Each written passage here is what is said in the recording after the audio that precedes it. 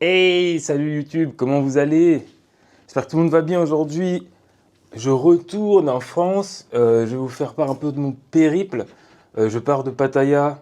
Je vais rejoindre un pote là à Bangkok.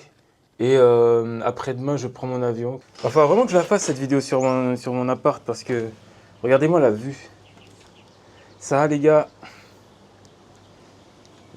c'est pour ça qu'on bosse. Hein.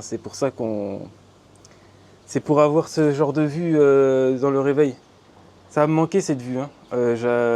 J'avoue, j'adore cette vue. Et puis vous inquiétez pas, je sais que vous attendez tous la vidéo sur mon appart, ça va arriver. C'est parti, on va s'apprêter.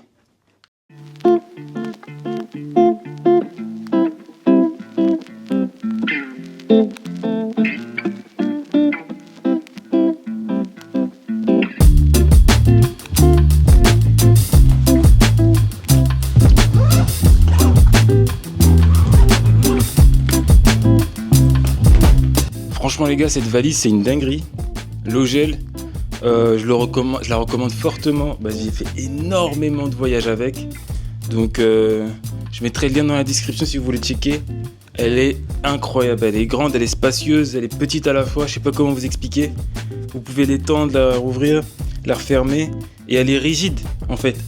Elle est rigide sur les côtés et du coup ça protège bien les biens qui sont à l'intérieur. Franchement incroyable. Alors on va prendre le petit Grab et on va directement partir pour la station de bus de Pattaya. Et donc voilà, on appelle le Grab et c'est parti, let's go. Aïe. Bye bye. Bon bah on est dans le taxi, dans le Grab. En ce moment c'est la saison des pluies, c'est une dinguerie. Ça rigole vraiment pas la saison des pluies. Hein. Par contre, ce qui est bien, c'est qu'il y a beaucoup moins de monde et il n'y a pas beaucoup de pollution par rapport à la normale. Donc voilà, c'est parti, direction station de bus de Pattaya, au calme.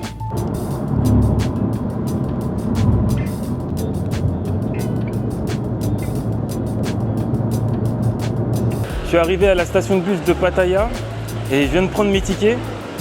Et c'est pour dire que j'ai rien prévu à l'avance. C'est un des trucs que j'aime beaucoup ici, c'est que tu n'as pas besoin de prévoir les trucs à l'avance. En fait, c'est par rapport à... C'est moi qui décide. Alors normalement, en France, on va avoir l'habitude de ouais, faut que je prenne mes trucs en avance, un jour à l'avance. Mais sinon, c'est un peu plus simple. Pourquoi je vous dis ça? C'est parce que, par exemple, là, je me suis dit, je vais dormir. Imagine, et je me fais pas la tête, ah, il faut que je me lève à cette heure-ci pour aller prendre le bus. Non! Je dors. Je me lève, je prépare mes affaires, je prends le Grab et je pars à l'heure où je suis, tu vois ce que je veux dire. Je ne vais pas prévoir partir à l'avance. Et donc voilà, j'arrive à la station de bus, je prends mes tickets pour le prochain bus qui part pour Bangkok. Par exemple, là j'arrive à 10h15, je prends mon ticket pour 10h30, ça me coûte 131 bahts, pareil 3 euros. Oui, 3 euros pour aller Pattaya Bangkok. Et c'est simple. Fluide, efficace. Et quand tu es habitué à vraiment vivre cette vie simple, c'est abusé quoi. C'est vraiment la Thaïlande vous met dans un confort, une fluidité, une simplicité et c'est pas cher.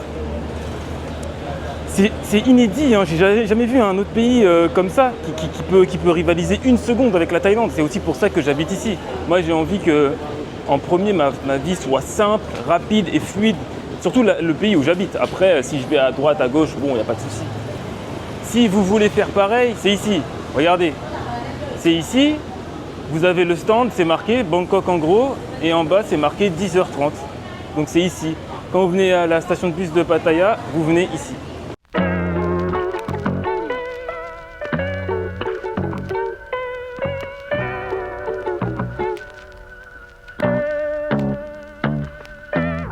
Ici, vous pouvez prendre un petit café, pareil, ça va rien coûter. C'est pas comme dans les zones d'intérêt en France, par exemple. Là, dès qu'il y a le train à l'aéroport, ça va x10, x5 les prix. Là, vous allez là, ça va être pas cher, c'est tranquille. Vous voulez prendre un truc, il y a un petit gui-gui là-bas, pas de crapa, pas de taille. Simple, simple, simple. Mesdames et messieurs, nous sommes à bord du 4850 bus en direction de Ekam Mai, Bangkok. Bien installé. On a l'air d'être à l'heure, ça va partir. tranquille. Il faut savoir que je fais 2 mètres et j'ai assez de place pour mes jambes, je vais vous montrer. Bon, c'est pas large, mais ça passe. Ça passe. Normalement, dans 2 heures, je suis à Bangkok. Let's go. Yo les gars. Bon bah là, ça doit faire une petite heure, 1h30 que je suis dans le bus là. Regardez le mec derrière moi, il est capte. La plupart des gens sont en train de dormir. Ils sont sur leur téléphone. Ou ils dorment, voilà. Et aussi, j'aimerais vous dire, est-ce que vous pensez que c'est un hasard que les 2 noirs de tout le bus, ils soient assis à côté? C'est pas un hasard. Moi, je vous dis direct, je connais l'Asie. C'est pas un hasard. Pourquoi? Parce que déjà, il faut savoir que les Asiatiques, ils veulent pas être assis à côté de nous. Et c'est clairement du racisme. Il n'y a pas de... c'est du racisme. Et en fait, c'était aussi pour vous dire que il faut pas se plaindre du racisme. Il y a trop de trop de personnes qui me disent ouais, la vie elle est pas juste, le racisme c'est dur, le racisme c'est... Ça aussi c'est toute une question de comment tu processes le truc. Quand t'es riche, il n'y a pas de racisme. Là si j'avais pris un Grab pour aller à Bangkok là, à 2000 bahts, il n'y a plus de racisme. Mais encore une fois, ça je trouve ça complètement stupide de payer x10, même plus que x10 alors qu'il y a un bus à 131. Maintenant le racisme ne me dérange plus du tout. C'est au contraire une force pour moi. Ça me force à me bouger le cul. Et ça me force à encore bosser plus en fait. Pour prouver aux gens qu'on peut être noir, on peut être racisé et réussir dans la vie.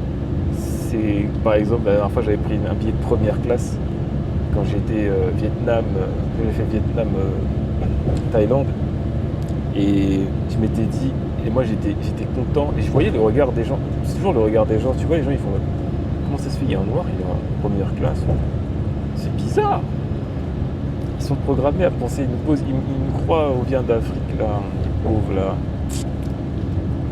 ils sont toujours choqués quand je leur dis que je suis français. Pour eux, un Français, c'est un Blanc. Clairement. Alors que l'équipe de foot de France, c'est comme ça. Tous les chanteurs français les plus écoutés au monde, Maître Gims, Aya Nakamura, ils sont noirs. Et pourtant, on est toujours considéré comme, je sais pas français en tout cas. Quand on dit qu'on est français, les gens ils font... Bizarre, hein, c'est bizarre. Hein. Tu es vraiment français? Et si ils te reposent la question, c'est quoi? Ouais, bon, c'est vraiment les gens qui sont pas éduqués qui font ça. Hein. C'est vraiment vraiment très très bas. Et il y en a beaucoup aussi en Asie qui sont pas beaucoup éduqués et du coup qui ont cette réflexion là.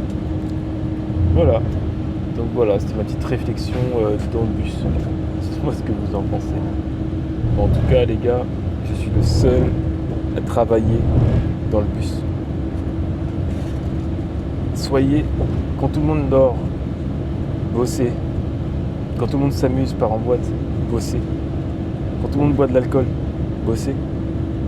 Quand tout le monde se chamaille là, avec leurs histoires, là, bossez. Approchez-vous petit à petit de vos objectifs et à priorité. Et encore une fois, c'est pas à tout le monde hein, de vivre cette vie-là comme je vis là. Non. Je sais très bien que c'est pas pour tout le monde, c'est pas fait pour tout le monde et que.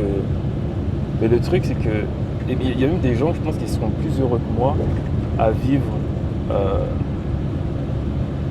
d'ailleurs dans cette bulle de confort. Mais c'est juste que moi je peux pas. Je peux pas. C'est en moi, je sais que je ne peux pas. Je pouvais avant, mais j'ai passé un cap et là je peux pas. Donc c'est-à-dire qu'à partir de maintenant, je serai toujours dans la débrouillardise. Je ferai une vidéo sur ça, la GTA Live j'appelle ça. La GTA Live, c'est entre autres le concept, c'est que tout sauf le CDI, on continue. Tout sauf le CDI, c'est que de la débrouillardise et essayer à trouver des moyens de se démerder et de monter son business, de faire des sous sur le côté et de ne pas dépendre d'un CDI qui est la pire chose qui puisse arriver à un être humain pour moi. Oh, encore une petite heure je pense dans le bus et on sera arrivé. Et juste comme ça, la famille vient d'arriver à Bangkok. La plupart du temps, vous allez arriver à Eka Mai. Hein. Vous allez arriver à la station de bus Eka Mai. Et vous êtes à Bangkok. Trop facile, trop facile. Il est 12h30, ça a pris exactement 2 heures. Et donc, voilà. Voilà Bangkok. Voilà Bangkok. Let's go. Allez, maintenant, c'est parti pour la prochaine destination. Yo les gars, bon il est temps de se prendre un petit café. Je voulais vous montrer un peu comment ça ressemble un petit café à Bangkok. On peut trouver des trucs juste fantastiques. Donc c'est toujours bien de rappeler aux gens que la Thaïlande est un pays du tiers-monde. Et donc il faut toujours rappeler et vous montrer, regarder, remonter vraiment des vidéos, des photos de voilà ce que c'est le tiers-monde aujourd'hui en 2025. C'est vraiment triste. Tu vois, les gens ici, ils n'ont pas beaucoup d'argent, ils luttent, ils luttent en fait. C'est toujours compliqué. Et donc voilà, le tiers-monde, voilà à quoi ça ressemble en 2025. Donc c'est quand même pas mal, je trouve. Je trouve que c'est pas dégueulasse. On va se prendre un petit café. Yo les gars, bon là on est à Bangkok et ce qui est bien à Bangkok c'est qu'on va se succulenter d'un bon petit plat, porc sauté, truc, regardez-moi ça, je sais sûrement c'est magnifique. Donc voilà, merci d'avoir regardé, de m'avoir suivi jusque là et on se voit pour une prochaine vidéo les gars. Salut!